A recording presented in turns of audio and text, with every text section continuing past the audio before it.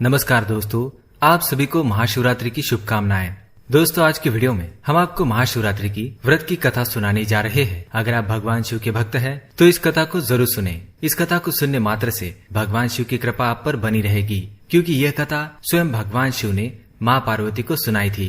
दोस्तों, ऐसा माना जाता है कि महाशिवरात्रि के दिन ही शिवलिंग की उत्पत्ति हुई थी और इसी दिन को भगवान शिव के जन्म दिवस पर मनाया जाता है। ऐसा माना जाता है कि भगवान विष्णु और ब्रह्मदेव ने सर्वप्रथम शिवलिंग की पूजा की थी और माँ लक्ष्मी, माँ सरस्वती, इंद्रदेव की पत्नी रति तथा माँ गायत्री ने शिवरात्रि का व्रत रखा था।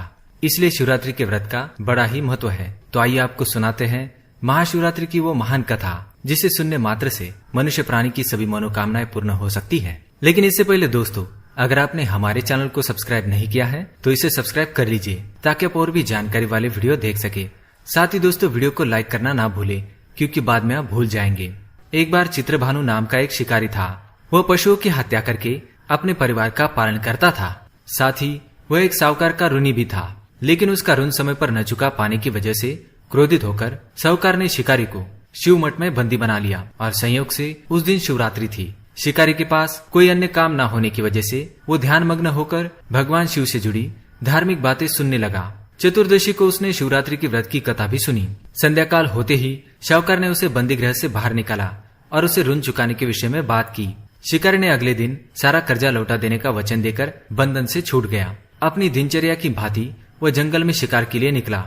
लेकिन दिन भर बंदी गृह में रहने के कारण भूख प्यास से वह व्याकुल हो गया था और फिर शिकार करने के लिए वह एक तालाब के किनारे बेलपत्र के वृक्ष पर बैठ गया। बेल के वृक्ष के नीचे एक शिवलिंग था जो बेल पत्रों से ढका हुआ था। शिकारी को इस बात का पता नहीं था।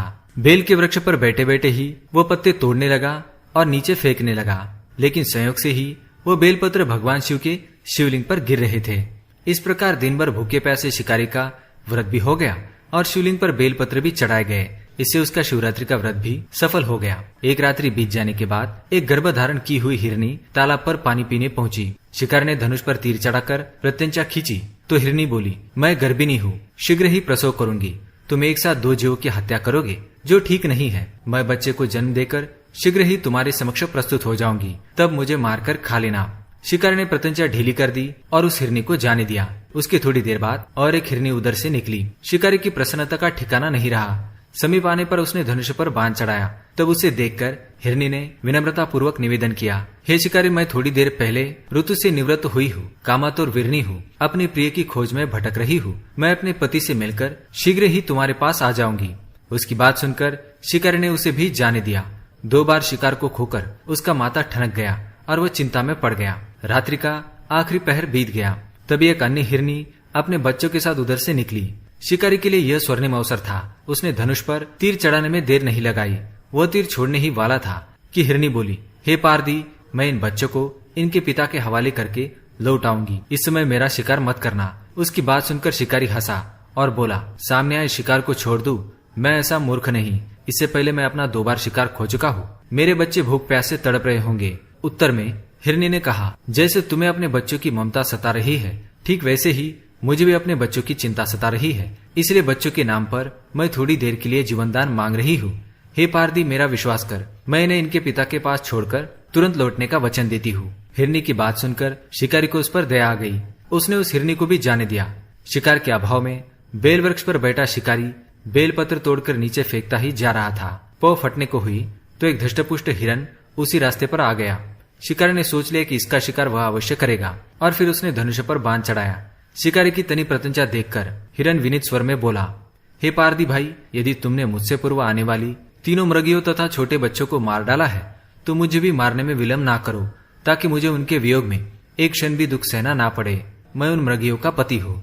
यदि तुमने उन्हें जीवन दान दिया है तो मुझ पर भी कुछ पल के लिए कृपा करो। मैं उनसे मिलकर तुम्हारे समक्ष उपस्थित हो जाऊंगा। उस हिरण की बात सुनते ही शिकारी के सामने पूरी रात का घटना चक्र घूम गया। उसने सारी कथा उस हिरण को सुना दी। तब हिरण ने कहा, मेरी तीनों पत्नियां जिस प्रकार प्रतिज्ञाबद्ध होकर गई है, मेरी मृत्यु से अपने धर्म का पालन नहीं कर पाएंगी। अतः जैसे तुमने उन्हें विश्वास पात्र मानकर छोड़ा है, वैसे ही मुझे भी जाने दो।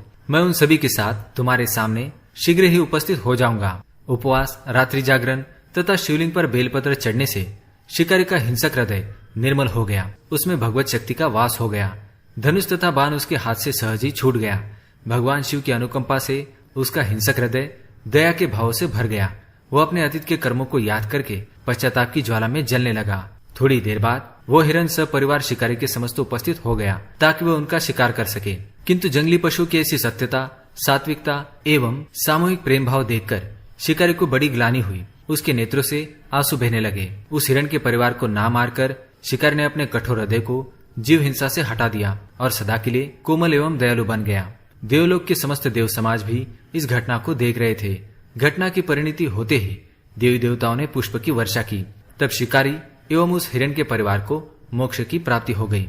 इसी तरह दोस्तों, अनजाने में ही शिकारी का महाशिवरात्रि का व्रत हो गया और उसे मोक्ष की प्राप्ति हो गई। तो दोस्तों, यह कथा आपको कैसी लगी हमें कमेंट में जरूर बताएं। अगर आप भगवान शिव के भक्त हैं तो कमेंट में ओम नमः शिवाय अवश्य लिखें। इसी तरह के वीडियो देखने के लिए हमारे चैनल को सब्सक्राइब करें